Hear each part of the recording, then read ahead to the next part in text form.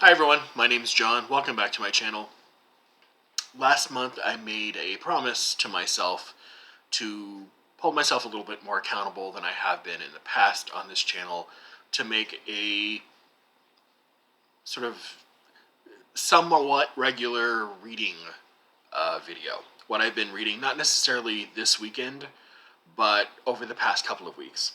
And I'll still call it a Friday Reads every month, but I'm thinking about making one every month. I think I can do that without showing you the same book too many times.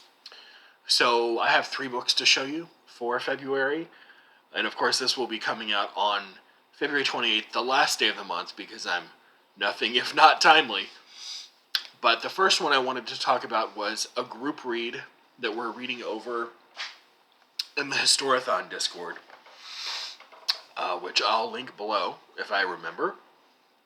Historathon is a year-long reading event where occasionally reading things as a group, mostly reading stuff on our own and just coming in and talking about it and trading book recommendations and stuff. It's great fun.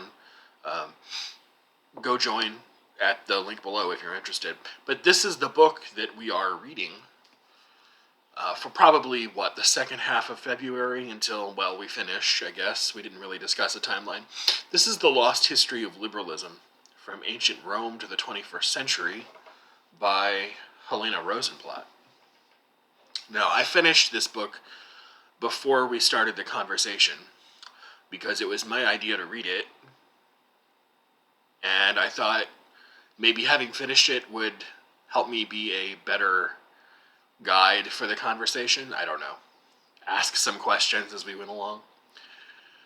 And this book is a history of how we have thought about the word liberalism. Originally, it really had not much at all to do with politics in a strict sense, but over time, especially towards the latter part of the 18th and into the 19th century, it took on very explicitly political connotations. And most histories of liberalism are concerned with the Anglo-American history of the word.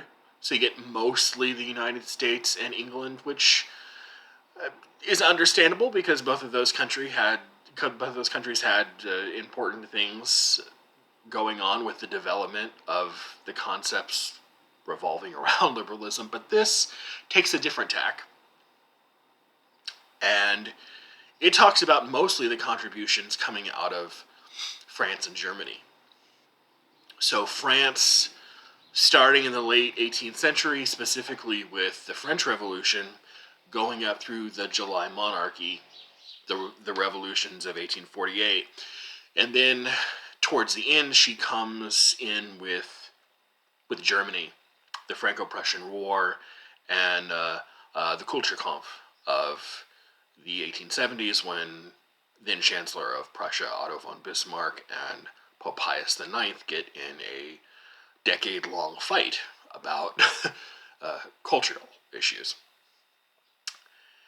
So this was fun. It was interesting. I don't want to say too much for fear that anyone in the Discord who's participating in the read-along might still be reading, and I don't want to color any opinions either way, but of course I'll be coming out with a review sooner than later.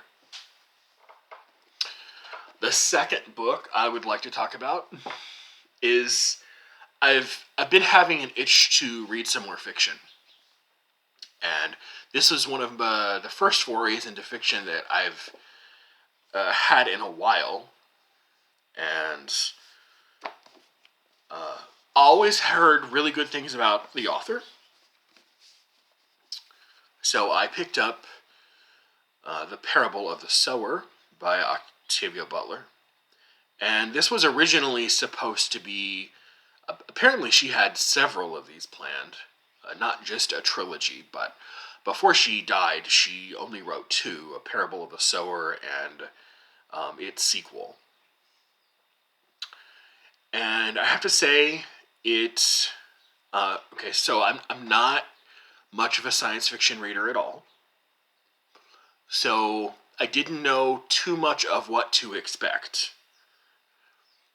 but it turned out not being heavy on the science fiction, at least as I would understand it, at all. It's very dystopian, and it's set about 30 years after it's written. I think she wrote it in the early 90s, 1994 or something like that. And this book starts around 2025, so it's a good time to read it. And it just didn't do it for me.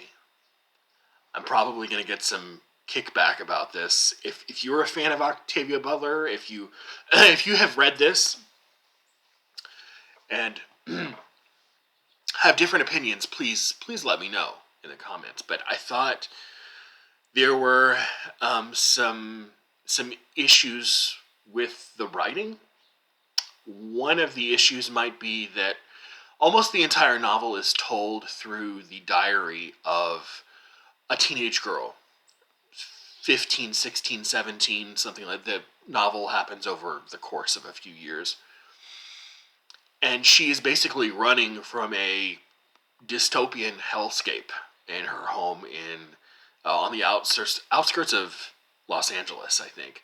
And she is trying to make her way north because her community is being besieged by arsonists, people who just accost you in the street and try to take your stuff and murder you, because the country is slowly falling apart.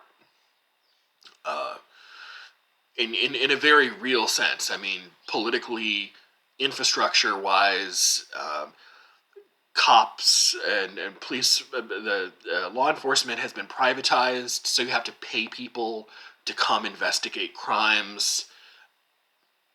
It's it's just, I mean, everything's going downhill. Social services are basically non-existent. So she gathers a group of people and makes her way north. And one of the themes in the book is, it's called the Earthseed trilogy, by the way. It's the first book in the Earthseed series. And Earthseed is her religion that she starts, basically. And the religion is very simple. It's almost simplistic, dare I say. It's God is change, is basically the gist behind it, and I was kind of disappointed with that. It's not enough for me. And also, because the book is told through the journal entries of a child,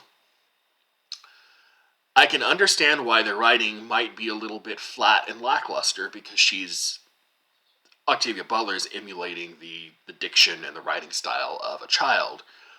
But you never get any interjections from Octavia Butler herself. Everything is from the main character, Lauren. So everything is in a pretty flat, unadorned, just sort of a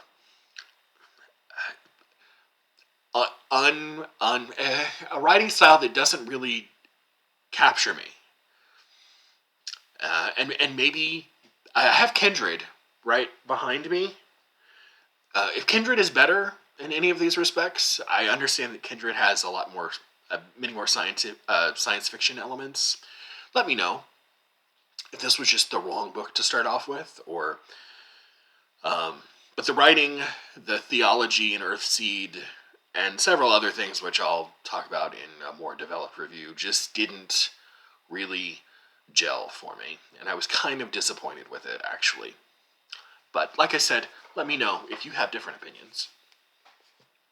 And last but not least, I think I showed this in another video. This was a copy sent to me. I wrote a review of this yesterday, so hopefully it's still fresh in my head. This is an uncorrected page proof from the University of Chicago, which they sent me. They asked me if I was interested, and I said yes. It is The Library of Ancient Wisdom, Mesopotamia and the Making of the Modern World by Selena Wisdom. And this is a cultural history of the Assyrian Empire, the very late Assyrian Empire, namely under the last important Neo-Assyrian king, whose name was Ashurbanipal.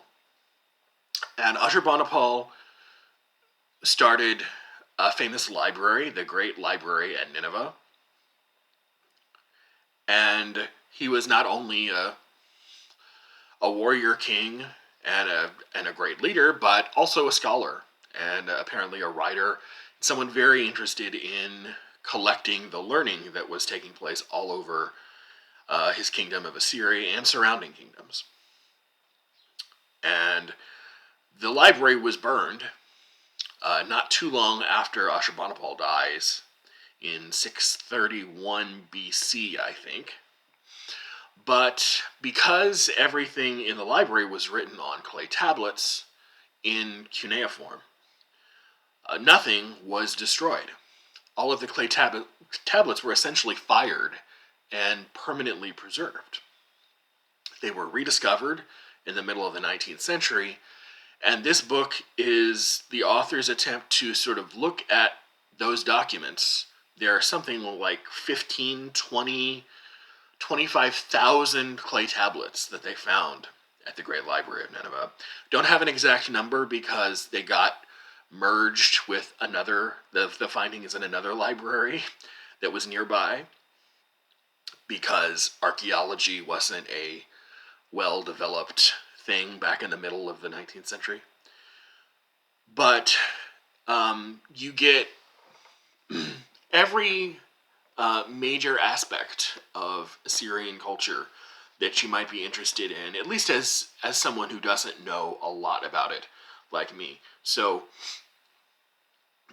let's find the table of contents there. You can see you have, maybe you can't. Ooh, am I that blurry? Okay, so it's basically 10 chapters. The scribal art, the power of the gods, magic and witchcraft, the treatment of disease, reading the signs, which is all about something called extispicy, which is the reading of the entrails of dead animals for the purposes of divination. Messages in the stars, which is all about astrology. Literature, war, lamentation, which was its own art back in Assyria. And a day in the life of Ashurbanipal in his palace, just an average day in the life of an Assyrian king. And I thought this was really interesting. I don't think that most books that you find about Assyria are going to tell you too much about the culture. I would imagine most of the stuff being published about ancient cultures is more about war, conquering, diplomatic relationships. And this is all culture. It's literature, magic, philosophy, mathematics, all of that stuff. And you learn a little bit about Ashurbanipal, his father Esarhaddon, his father Sennacherib, and his father Sargon II. So over a period of 4 generations, the 8th and the 7th century BC, you learn some of the politics and what's going on with surrounding kingdoms like Babylon, for example, Babylonia. But the big focus here is on culture. And I thought it was really good. I actually really enjoyed it. It's coming out, if you're interested, in May of 2025. So see the University of Chicago Press website if you're interested. Totally unendorsed review, by the way. Just happened to really like it. That is what I have been reading over the past couple of weeks. Let me know what you've been reading in the comments below, and I will talk to you soon. Bye.